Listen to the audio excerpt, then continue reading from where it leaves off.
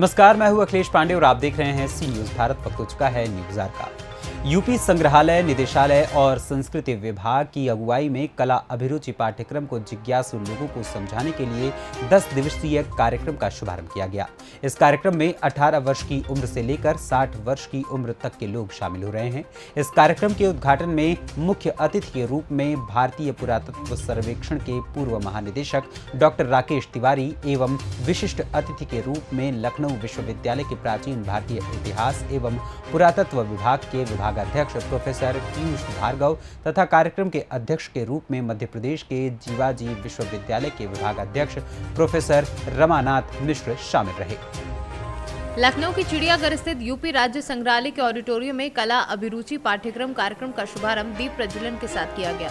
संग्रहालय की सहायक निदेशक डॉक्टर मीनाक्षी खेमका ने मुख्य अतिथि एवं विशिष्ट अतिथि को पुष्प गुच्छ देकर उनका स्वागत किया।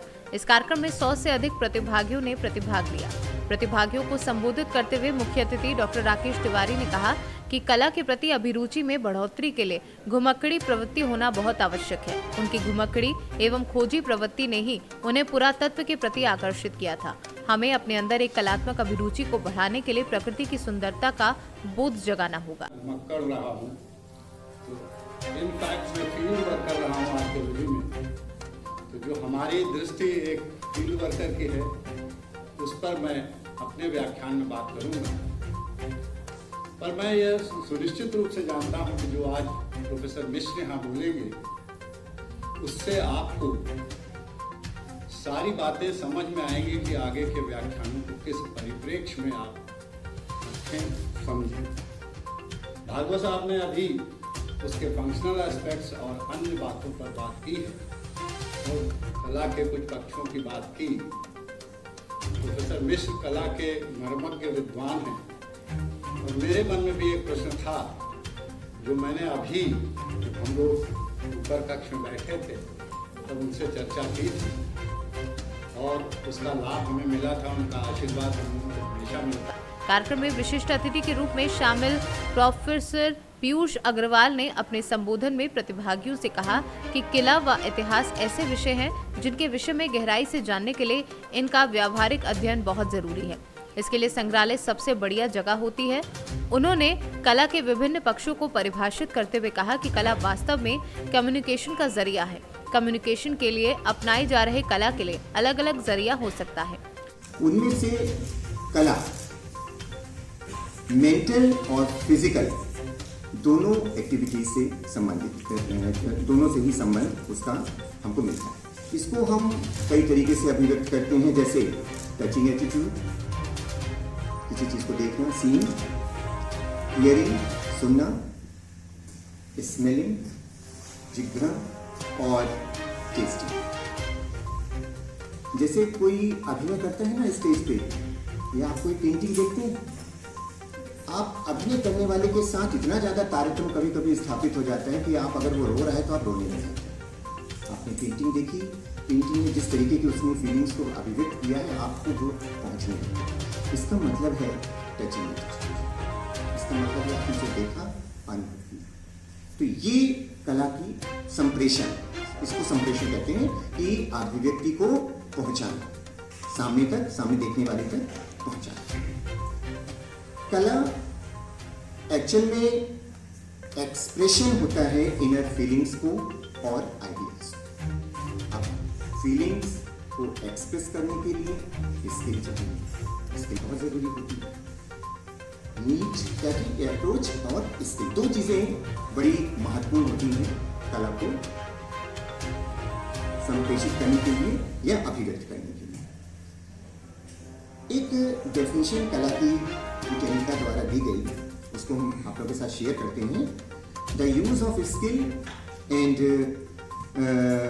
Imagination in the creation of aesthetic objects, environments और experiences that can be shared with others.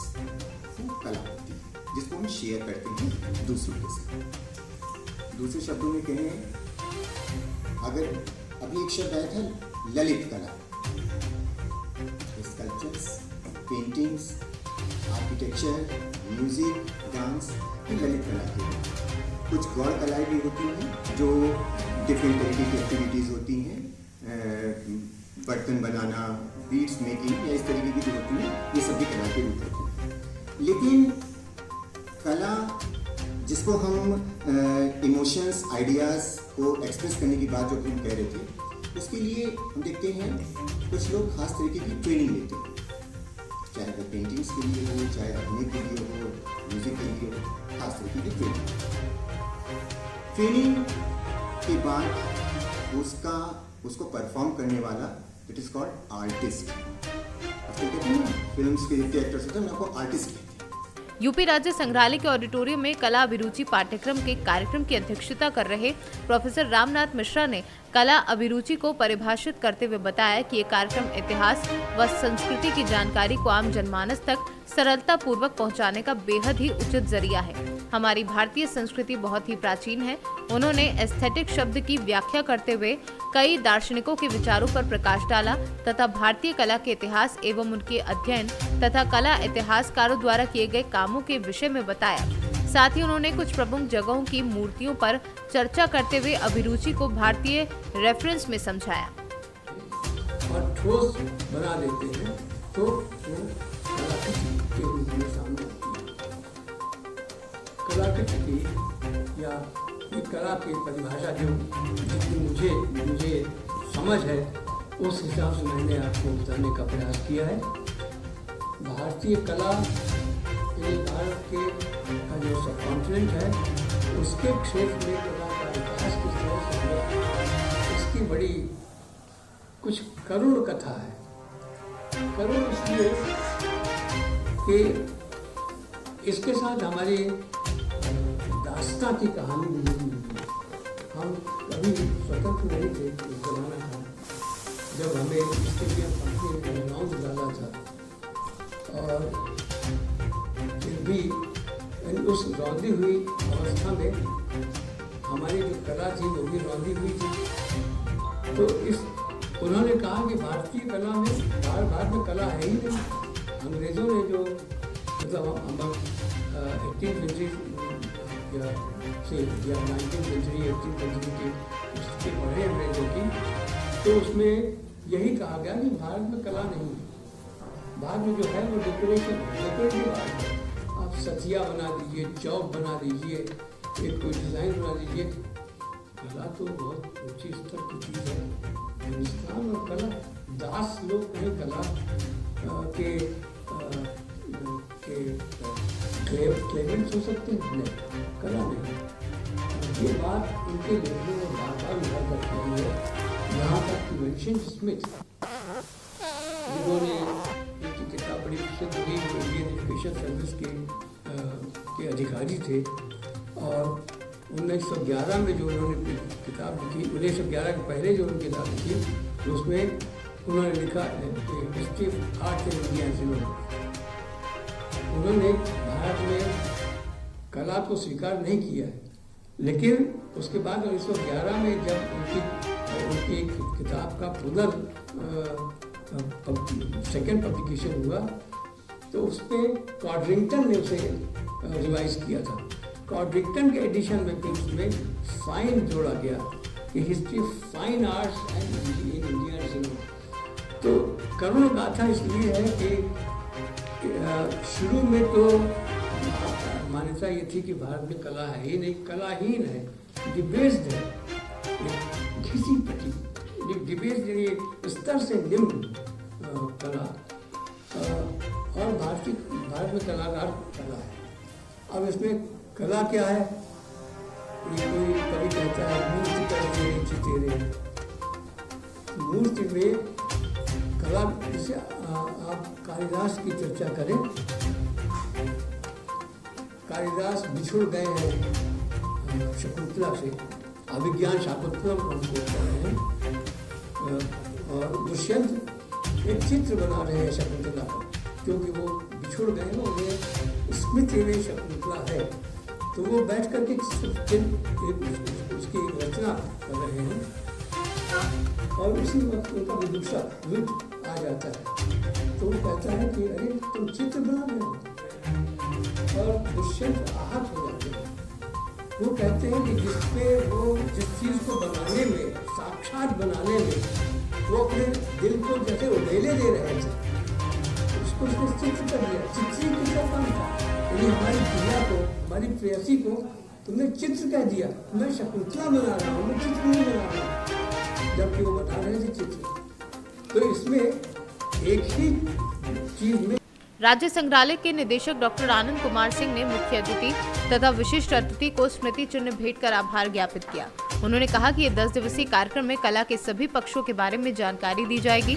इस कार्यक्रम में शामिल हो रहे सभी प्रतिभागियों की कला के प्रति अभिरुचि बढ़ाने में ये आयोजन निश्चित रूप से सहायक होगा। सर, ये किस तरह का आयोजन था? ये हम लोग प्रतिवर्ष कला अभिरुचि पाठ्यक्रम का आयोजन करते हैं।